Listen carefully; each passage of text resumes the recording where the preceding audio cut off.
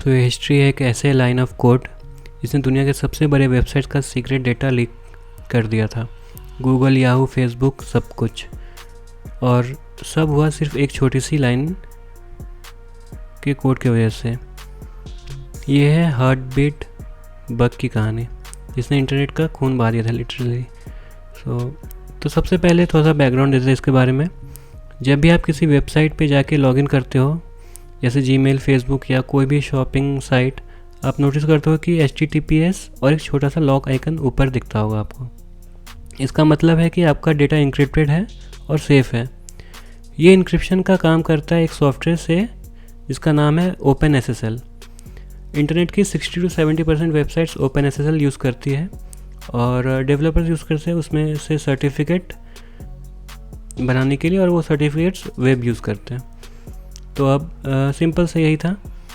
अब OpenSSL में एक फ़ीचर था हार्ट बीट एक्सटेंशन। इसका काम सिंपल सा था।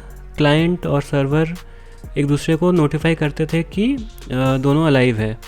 सो ये छोटे छोटे सिग्नल्स भेजते थे एक दूसरे को।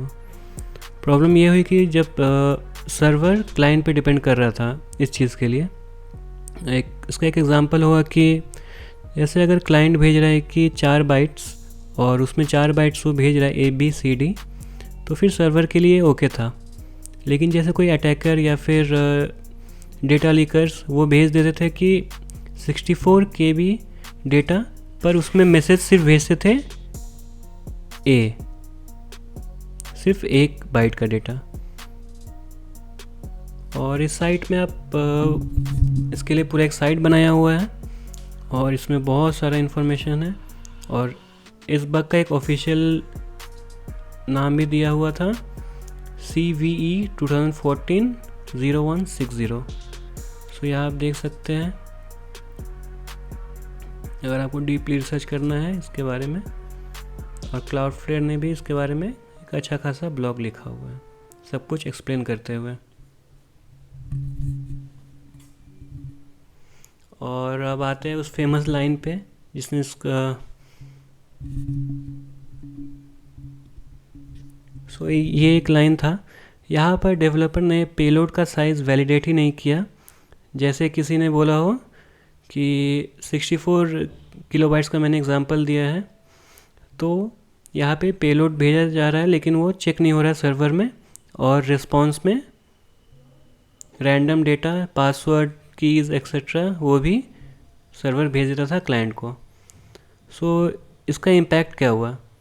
ये बग अप्रैल 2014 में पब्लिक हुआ था और उसी दिन इंटरनेट में पूरा तहलका मच गया था।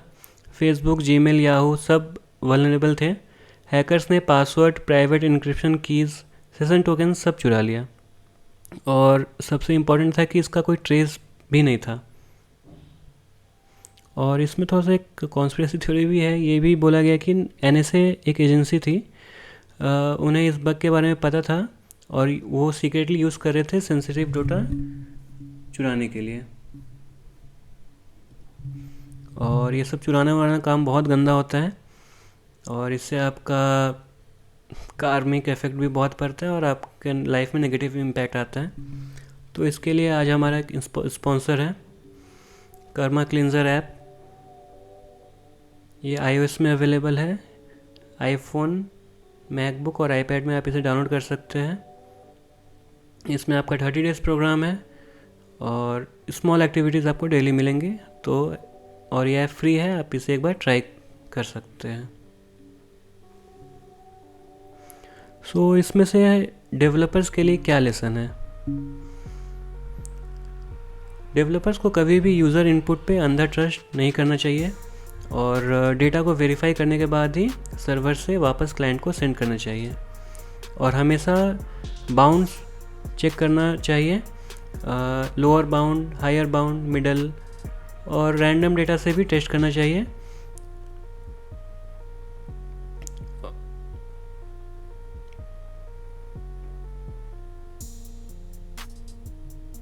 सो यही था आज का वीडियो। और ऐसे आपको वीडियोस देखने हैं और बाकी फ्लटर ऐप डेवलपमेंट और वेरियस चीज़ों के ऊपर कोडिंग वीडियोस इस चैनल पे अवेलेबल है, तो आप सब्सक्राइब कर लीजिए।